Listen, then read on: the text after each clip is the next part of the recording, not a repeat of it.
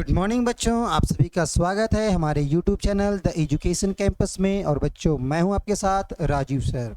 आज मैं इस वीडियो में लेके आया हूं क्लास 12th का हिस्ट्री का चैप्टर नंबर 5, जिसका नाम है यात्रियों के नज़रिए और समाज के बारे में उनकी समझ। देखिए बच्चों, इस चैप्टर में बेसिकली जो देखेंगे हम लोग वो भारतीय समाज के बारे में। हमारी भारतीय समाज कैसी थी 10वीं शताब्दी से लेकर के 17वीं शताब्दी के बीच, जो हमारा समाज था, इस अवधि के बीच में हमारे देश में बहुत सारे विदेशी यात्री आए। लेकिन उन विदेशी यात्रियों में यहाँ पर 3 विदेशी यात्रियों का उल्लेख किया गया है, जिसमें एक है अल-बिरूनी, दूसरा है इब्न बतूता और तीसरा है फ्रांसवा बर्नियर।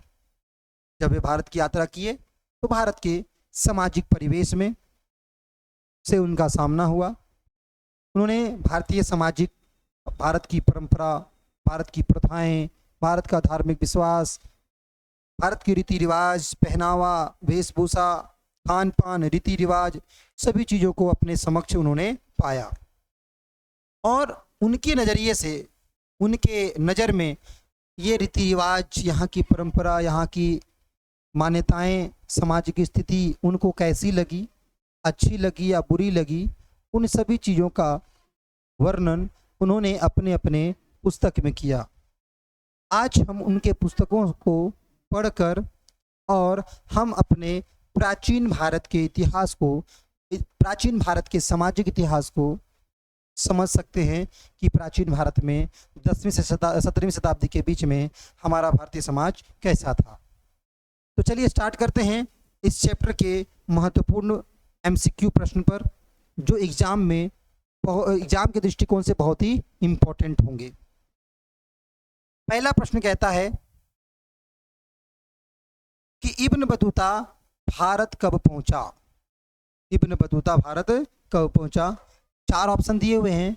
क में दिया है 1322 में, ख 1325, 1328 या 1333।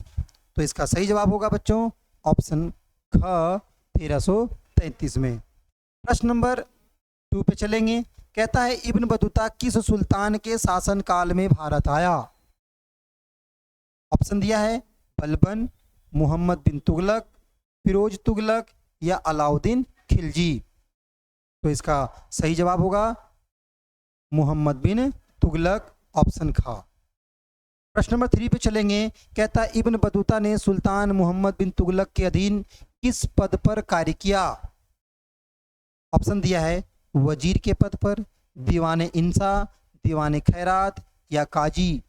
तो सही जवाब होगा ऑप्शन ख, काजी के पद पर काम किया। काजी का अर्थ होता है न्यायाधीश। प्रश्न नंबर 4 पे चलेंगे। 4 में कहता है कि इब्न बतूता की रचना का क्या नाम था। इब्न बतूता ने जिस पुस्तक की रचना की, जो उन्होंने लिखा भारतीय समाज के बारे में, उस पुस्तक का क्या नाम है। ऑप्शन दिया है रिहला, किताबुल हिंद, शाहनामा, तारीख गजनवी। तो इसका सही जवाब होगा रिहला। ठीक है, कहीं कहीं रिहला और कहीं कहीं रेहला लिखा हुआ आता है, ध्यान रखिएगा। इसका आंसर होगा ऑप्शन क। 5वां प्रश्न नंबर कहता है कि रिहला किस भाषा में लिखी गई थी। अरबी भाषा में, फारसी भाषा में, तुर्की में या फिर संस्कृत भाषा में। तो इसका सही जवाब होगा ऑप्शन क, अरबी भाषा में लिखी गई थी। प्रश्न नंबर 6 पे चलेंगे। कहता है इब्न बतूता ने अपने ग्रंथ में किस भारतीय फल का वर्णन किया है। ऑप्शन दिए हैं। ऑप्शन क में लिखा है आम, ख में सेब, ग नारियल और घ अमरूद। तो इसका सही जवाब होगा ऑप्शन ग, नारियल। ठीक है, नारियल का जो है उल्लेख इब्न बतूता ने अपने ग्रंथ में किया है। नारियल उसे एक असामान्य वस्तु लगी, असामान्य चीज़ लगा, है ना, जो और कहीं शायद पाया नहीं जाता हो, पाया जाता हो तो इब्न बतूता नहीं देखा हो। ठीक है, प्रश्न नंबर 7 पे चलेंगे। 7 क्या कहता है कि इब्न बतूता ने किसे भारत का सबसे बड़ा शहर मानता था। ठीक है, इब्न बतूता किसे सबसे बड़ा शहर भारत का मानता था। दिल्ली, जिसको हम दिल्ली कहते हैं, दौलताबाद, महाराष्ट्र में पड़ता है, बम्बई या कलकत्ता? तो इसका सही जवाब होगा ऑप्शन का, दिल्ली को सबसे बड़ा शहर मानता था। प्रश्न नंबर 8 पे चलेंगे। 8 कहता है इब्न बतूता के अनुसार दिल्ली का सबसे विशाल दरवाजा कौन सा था? मांडवी का दरवाजा, बदायूं का दरवाजा, गुल या तुगलकाबाद का? तुगलकाबाद का। तो इसका सही जवाब होगा बच्चों ऑप्शन ख, बदायूं का दरवाजा दिल्ली का सबसे विशाल दरवाजा था। प्रश्न नंबर 9 कहता है इब्न बतूता ने दौलताबाद में स्थित गायक बाजार को क्या नाम दिया था?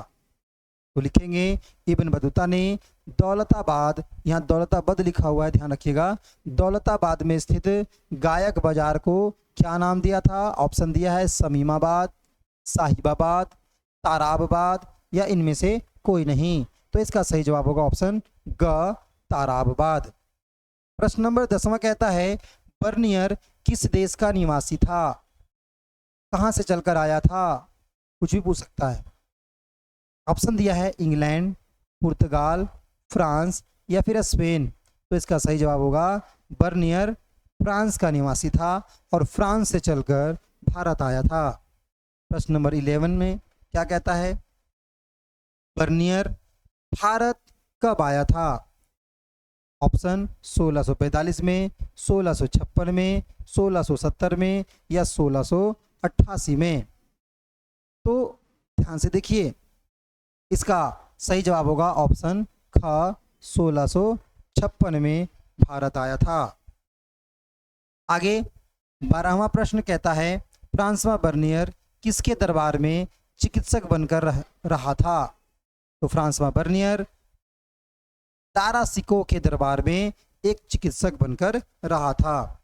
ये सवाल भी आ सकता है कि फ्रांसवा बर्नियर था क्या था? तो फ्रांसवा बर्नियर एक चिकित्सक था, एक इतिहासकार था, एक दार्शनिक था, ठीक है।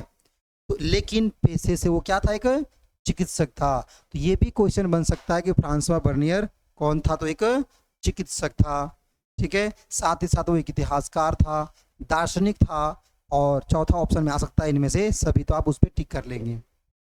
प्रश्न नंबर 13 पे चलेंगे। कहता है travels in the Mughal empire ग्रंथ का लेखक कौन था?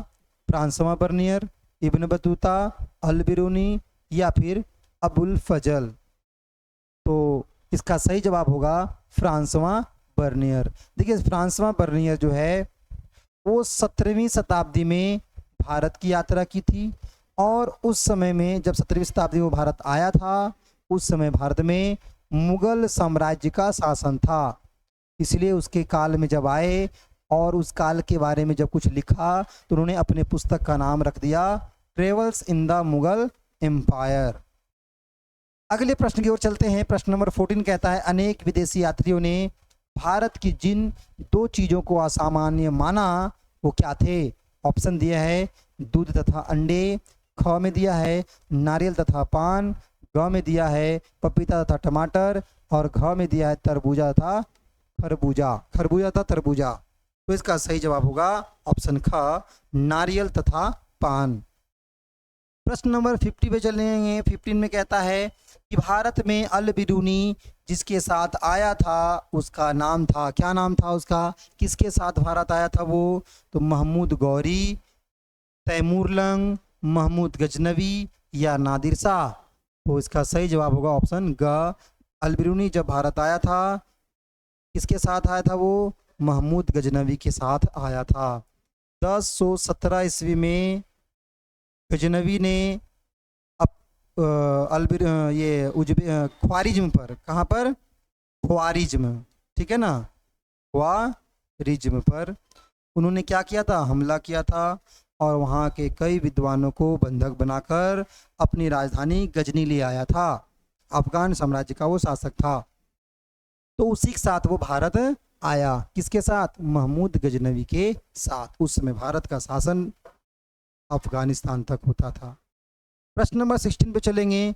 अल बिरूनी भारत में किस शताब्दी में आया? 11वीं, 10वीं, 14वीं या 17वीं? तो सही जवाब होगा ऑप्शन क, 11वीं शताब्दी में। 1017 में आक्रमण किया और उसके बाद उसको लेके आया। तो 1017 हमारा कौन सी शताब्दी आता है? 11वीं शताब्दी। प्रश्न नंबर 17 पे चलेंगे। कहता है इब्न बतूता की भारत यात्रा को किस शताब्दी से संबंधित माना जाता है? इब्न बतूता की जो भारत यात्रा है वो कहता है, ऑप्शन दिया है 11वीं, 12वीं, 14वीं या 13वीं। तो इसका सही जवाब होगा 14वीं शताब्दी से संबंधित माना जाता है। प्रश्न नंबर 18 कहता है कि इब्न बतूता जिस देश से आया था उसका नाम था। इब्न बतूता किस देश से आया था? किस देश से चलकर भारत आया था? ऑप्शन दिया है मोरक्को, उज्बेकिस्तान, हेरात या पुर्तगाल।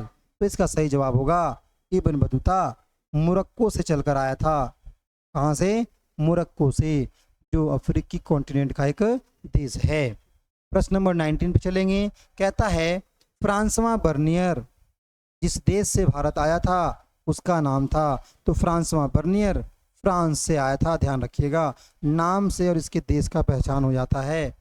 प्रश्न नंबर 20 लिखा है 17वीं शताब्दी में निम्न में से कौन सा यूरोपीय यात्री भारतीय उपमहाद्वीपों में आया था? तो 17वीं शताब्दी की बात कर रहा है और 17वीं शताब्दी का संबंध किससे होगा? फ्रांसवा बर्नियर से, इसलिए सही जवाब होगा ऑप्शन घ। प्रश्न नंबर 21 पे चलेंगे। कहता है फ्रांसवा बर्नियर भारत में जिस शताब्दी में आया था वह थी क्या? तो मैंने पहले बताया था 17वीं शताब्दी, ऑप्शन का इसका सही जवाब होगा। प्रश्न नंबर 22 पे चलेंगे। अल बिरूनी का जन्म ख्वारिज्म में कब हुआ था? 873, 973, 1073 या 999। तो सही जवाब होगा ऑप्शन ख 973 में। प्रश्न नंबर 23 पे चलेंगे। कहता अल बिरूनी जिन भाषाओं का ज्ञाता था उसमें शामिल थी। ऑप्शन दिया है सीरियाई तथा फारसी, हिब्रू तथा संस्कृत। केवल क बिंदु सही है, क तथा ख दोनों बिंदु सही है। तो इसका सही जवाब होगा ऑप्शन घ। ऑप्शन क तथा ख दोनों बिंदु ही सही है, यानी कि ये दोनों क्या बिल्कुल सही है। तो इसका सही जवाब होगा ऑप्शन घ। प्रश्न नंबर 24 कहता है अल बिरूनी जिस भाषा का जानकार नहीं था उसका नाम था। तो जिस भाषा का जानकार नहीं था वो था यूनानी भाषा। ऑप्शन का इसका सही जवाब होगा। 25वां प्रश्न कहता है सुल्तान महमूद की राजधानी का नाम था। क्या नाम था राजधानी का? ख्वारिज्म, गजनी, कंधार या काबुल। तो सुल्तान महमूद की राजधानी का नाम था गजनी, ऑप्शन ख सही जवाब होगा। प्रश्न नंबर 26 कहता है अल बिरूनी की कृति किताबुल हिंद जिस भाषा में मूलतः लिखी गई वह थी। तो देखिए यहाँ पे दो क्वेश्चन बन जाएगा। पहला क्वेश्चन बन गया कि अल बिरूनी की कृति या उसके द्वारा रचित पुस्तक का नाम क्या है? किताबुल हिंद है। और किताबुल हिंद को जिस भाषा में लिखा गया वो कौन सी भाषा थी? तो सही जवाब होगा अरबी भाषा में लिखी गई थी। यानी एक ही क्वेश्चन में आपका दो क्वेश्चन कंप्लीट हो गया कि अल बिरूनी की कृति का क्या नाम था? किताबुल हिंद, और वह किस भाषा में लिखी गई थी? अरबी भाषा में। अगला सवाल है अल बिरूनी कहाँ से आया था? मोरक्को से, फ्रांस से, हेरात से या उज्बेकिस्तान से? तो सही जवाब होगा उज्बेकिस्तान, क्योंकि उज्बेकिस्तान में ही ख्वारिज्म नामक क्या है एक शहर है। चलिए प्रश्न नंबर 28 पे चलेंगे। कहता है कौन सी डाक व्यवस्था को उल्लुक कहा जाता था? पैदल डाक व्यवस्था को, अश्व डाक व्यवस्था को, बैलगाड़ी डाक व्यवस्था को या इनमें से कोई नहीं? तो सही जवाब होगा ऑप्शन ख पैदल डाक व्यवस्था को। देखिए डाक व्यवस्था का वर्णन किसने किया है? तो डाक व्यवस्था का वर्णन जो है इब्न बतूता ने किया है। ये भी प्रश्न पूछ सकता है। प्रश्न नंबर 29 पे चलेंगे। कहता है पैदल डाक व्यवस्था के प्रति मील 3 अवस्थान होते थे जिन्हें या जिसे कहा जाता था। तो उसे दावा कहा जाता था। देखिए पैदल डाक व्यवस्था को दावा कहा जाता था, ठीक है, ध्यान रखिएगा। प्रश्न नंबर 30 पे चलेंगे। 30 में क्या कहता है कि प्राचीन भारत में प्रचलित जाति एवं वर्ण व्यवस्था का वर्णन किस विदेशी यात्री ने किया? विदेशी में एक की मात्रा होगा, किस विदेशी यात्री ने किया? तो इसका सही जवाब क्या होगा? ऑप्शन दिया है इब्न बतूता, अल बिरूनी, बर्नियर और मेगस्थनीज। तो इसका सही जवाब होगा ऑप्शन ख अल बिरूनी ने जाति एवं वर्ण व्यवस्था का वर्णन किया है। बच्चों यहाँ पर चैप्टर 5 से महत्वपूर्ण 30 प्रश्नों को कंप्लीट करवा दिया गया है। इसमें अगर आप ये 30 प्रश्नों को अच्छे से अध्ययन कर लेते हैं तो 100% गारंटी है कि इस चैप्टर से अब एक भी एमसीक्यू क्वेश्चन आपके एग्जाम में नहीं छूटेंगे। उम्मीद करता हूँ आपको यह वीडियो अच्छा लगा हो, सारे क्वेश्चन आंसर आपको याद हो गए हो। जब भी टेस्ट की बारी हो या जब भी क्वेश्चन आंसर देने की बारी हो तो मुझे नहीं लगता कि आप इन सभी प्रश्नों का उत्तर देने में समर्थ हो या फिर ना हो। ये तो मुझे फील हो रहा है कि आप अगर इस वीडियो को अच्छे से देख लिए हैं, सुन लिए हैं तो हर प्रश्न का उत्तर आप दे सकते हैं। अगर ये वीडियो अच्छा लगा तो आप हमारे चैनल को सब्सक्राइब कर दें और अपने दोस्तों के पास शेयर कर दें ताकि वे भी एग्ज़ाम की तैयारी कर सकें। ठीक है, मिलेंगे नेक्स्ट वीडियो में एक नए चैप्टर के साथ। तब तक मन लगाकर पढ़ते रहिए।